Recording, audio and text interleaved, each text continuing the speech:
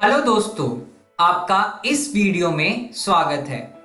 आज हम आपकी कक्षा 8 का अध्याय 9 पढ़ेंगे, जिसका नाम है बीजीय व्यंजक भाग 3। आज हम इस वीडियो में पढ़ेंगे एक पद का द्विपद से गुणा और द्विपद का द्विपद से गुणा। आइए समझते हैं एक पद का द्विपद से गुणा। इसे समझने के लिए एक पदी 2x एवं एक द्विपदी 2x जमा y को गुणा करते हैं। 2x को पहले हम 2x से गुणा करेंगे, फिर 2x को हम y से गुणा करेंगे, तो हमें ज्ञात हुआ 2x गुणा 2x जमा 2x गुणा y। 2x को 2x से गुणा करने पर हमें ज्ञात हुआ 4x वर्ग और 2x को y से गुणा करने पर हमें ज्ञात हुआ 2xy। तो हमारा उत्तर क्या आया? 4x वर्ग जमा 2xy। ओके दोस्तों, आइए दूसरा उदाहरण देखते हैं। यहां पर कहता है ये कि हमें 3x जमा 7 को गुणा करना है -3x वर्ग से। अब हमने सबसे पहले 3x की गुणा -3x वर्ग से करा। फिर हमने देखा कि x को x वर्ग से गुणा करने पर x का घात 3 ज्ञात हुआ। 3 को 3 से गुणा करने पर हमें ज्ञात हुआ -9 x की घात 3। ओके दोस्तों, उसके बाद 7 को -3x के वर्ग से गुणा किया तो हमें ज्ञात हुआ -21x वर्ग। ओके दोस्तों, अब हमने देखा कि प्लस माइनस माइनस होता है, तो -9x का घात 3 -21x वर्ग ज्ञात हुआ। ओके दोस्तों, अब हमने देखा कि इसके पद समान नहीं है, अतः हम इन दोनों को जोड़ भी नहीं सकते और घटा भी नहीं सकते, क्योंकि 9 के साथ उसका पद है 3, x की घात 3, जो 21 के साथ पद है वो है x का घात 2। ओके दोस्तों, आइए अब बात करते हैं एक पदी से त्रिपदी की गुणा कैसे किया जाता है। हमने सीखा है कि एक पदी में एक पदी से गुणा करना और वितरण नियम की सहायता से द्विपदी से द्विपद का गुणा करना। हमने द्विपद और द्विपद से गुणा में देखा कि द्विपद के प्रत्येक पद से द्विपद के प्रत्येक पद में गुणा होता है और इसके लिए वितरण नियम का उपयोग किया जाता है।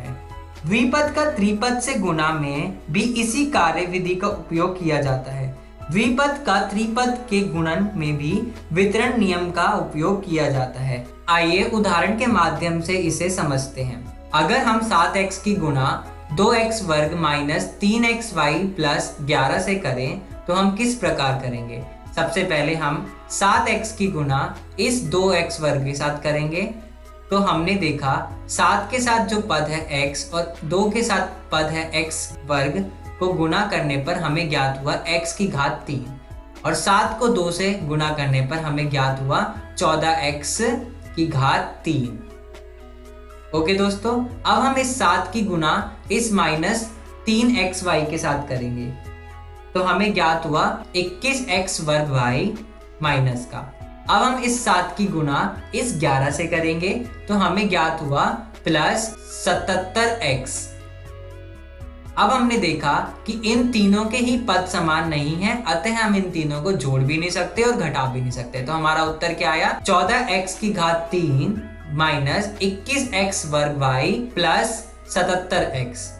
ओके दोस्तों, आइए अब बात करते हैं द्विपद का द्विपद से कैसे गुणा किया जाता है। जिस प्रकार हमने एक पदी का द्विपद से गुणा किया, आइए अब हम द्विपद का द्विपद से गुणा करना सीखते हैं। सोचिए कि आप 2x प्लस y को 2y प्लस x को कैसे हल करेंगे। आइए इसे समझते हैं। सबसे पहले हमने 2x को 2y प्लस x से गुणा किया, फिर प्लस y को 2y प्लस x से गुणा किया। अब हम इसमें इस 2x की इस 2y से गुणा करेंगे और फिर उसके बाद इस 2x की गुणा इस x से करेंगे, तो हमें ज्ञात हुआ 4xy प्लस 2x वर्ग। ओके दोस्तों, इसी प्रकार हम इस y की गुणा इस 2y से करेंगे, और इस y की गुणा इस x से करेंगे तो हमें ज्ञात हुआ प्लस 2y वर्ग प्लस yx। ओके दोस्तों, अब हमने इसमें देखा कि किस किस के पद समान हैं। जिसके पद समान होंगे हम उसको जोड़ भी सकते हैं और घटा भी सकते हैं। हमने देखा 4 के साथ xy है और यहाँ पे भी xy है, तो दोनों के पद समान हैं, तो हम इसको जोड़ सकते हैं। 4xy प्लस 1xy कितना होता है? 5xy। तो हमारा उत्तर आया 5xy प्लस 2x का वर्ग प्लस 2y वर्ग। ओके दोस्तों, एक बात और, बहुपद से बहुपद के गुणा में हमें समान पदों को ढूंढकर संयुक्त कर लेना चाहिए। ओके दोस्तों, आइए कुछ प्रश्न करते हैं। क्या कहता है ये? निम्नलिखित व्यंजक को गुणा कीजिए। 3x प्लस 7 को हमने गुणा किया 2x माइनस 3 से। अब हम इसको गुणा किस प्रकार करेंगे? सबसे पहले हम इस 3x को गुणा करेंगे 2x माइनस 3 से, फिर जमा 7 की गुणा करेंगे हम 2x माइनस 3 से। अब हम 3x को 2x के साथ गुणा करेंगे, फिर इस 3x को हम इस 3 के साथ गुणा करेंगे। जब हमने इन दोनों को गुणा किया तो हमें ज्ञात हुआ 6x का वर्ग माइनस 9x। अब हम इस 7 की गुणा इस 2x के साथ करेंगे और इस 7 की गुणा हम इस 3 के साथ करेंगे, तो हमें ज्ञात हुआ प्लस 14x माइनस 21। अब हमने देखा कि पद समान है किसी के, तो हमने देखा माइनस 9x प्लस 14x, इन दोनों के पद समान हैं, तो हम इसको जोड़ सकते हैं और घटा भी सकते हैं। अब हमने देखा कि प्लस माइनस कितना होता है? माइनस। अब हमने 14x में से 9x माइनस किया तो हमें ज्ञात हुआ 6x का वर्ग जमा 5x माइनस 21। ओके दोस्तों, आइए दूसरा उदाहरण समझते हैं। a प्लस बी को अगर हम गुणा करते हैं a माइनस बी से तो हमें क्या ज्ञात होता है? a प्लस बी को हमने सबसे पहले हमने इस a को a माइनस बी के साथ गुणा किया और फिर b को a माइनस बी के साथ गुणा किया। जब हमने इसको गुणा किया तो हमने इसको इस रूप में लिखा, उसके बाद इस a को हमने इस a से गुणा किया तो हमें ज्ञात हुआ a का वर्ग। फिर उसके बाद a को b से गुणा किया तो हमें ज्ञात हुआ ab। तो हमारा उत्तर क्या आया? a का वर्ग माइनस ab। अब हमने b को a के साथ गुणा किया और फिर b को b के साथ गुणा किया, तो हमारा उत्तर आया प्लस ba माइनस b का वर्ग। अब हमने देखा इन दोनों के पद समान है, अतः ये दोनों कट जाएंगे, प्लस माइनस माइनस होता है, तो हम इसको काट देंगे। तो हमारा उत्तर क्या आया? a वर्ग माइनस b वर्ग। ओके दोस्तों, आइए a माइनस बी को a प्लस बी के साथ गुणा करना है, फिर a प्लस बी को a प्लस बी के साथ गुणा करना है और उन दोनों को हमें माइनस कर देना है। जब हमने सबसे पहले हमने इसको देखा, a माइनस बी को a प्लस बी से गुणा करेंगे और इस a प्लस बी को इस a प्लस बी के साथ गुणा करेंगे। जब हमने इसको गुणा किया तो हमने इसको इस रूप में लिखा a minus B plus b a minus B minus a plus B plus b a plus B. Okay दोस्तों, अब हमने इस a को इस a के साथ गुणा किया और a को इस b के साथ गुणा किया, तो हमें ज्ञात हुआ a वर्ग माइनस ab। अब हमने इस b को a के साथ गुणा किया और b को b के साथ गुणा किया, तो हमें ज्ञात हुआ ba माइनस b वर्ग। ओके दोस्तों, इसी प्रकार हम इसको इसके साथ करेंगे, माइनस a को इस a के साथ गुणा किया, फिर a को हमने b के साथ गुणा किया, फिर हमें ज्ञात हुआ a वर्ग प्लस ab। फिर हमने इस b को a के साथ गुणा किया और फिर इस b को इस b के साथ गुणा किया, हमें ज्ञात हुआ ba प्लस b वर्ग। अब हमने देखा कि इन दोनों के पद समान हैं, तो हम इसको जोड़ सकते हैं और घटा सकते हैं। इसी प्रकार हमने इसको घटाया तो हमारा उत्तर आया a वर्ग माइनस b वर्ग।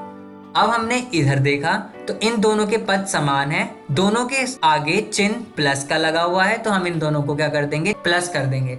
तो हमें ज्ञात हुआ a वर्ग प्लस 2ab प्लस b वर्ग। अब हमने इन दोनों को घटाना है, a वर्ग माइनस b वर्ग माइनस a वर्ग प्लस 2ab प्लस b वर्ग।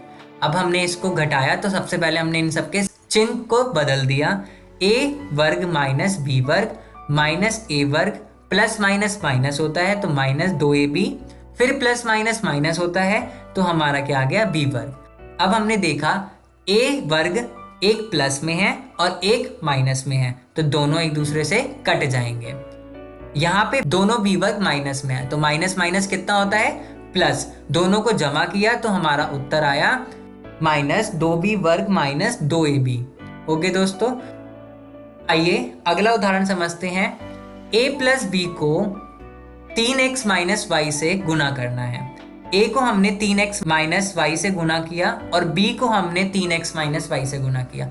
a को 3x से गुना करने पर 3ax आया और a को y से गुना करने पर माइनस ay आया।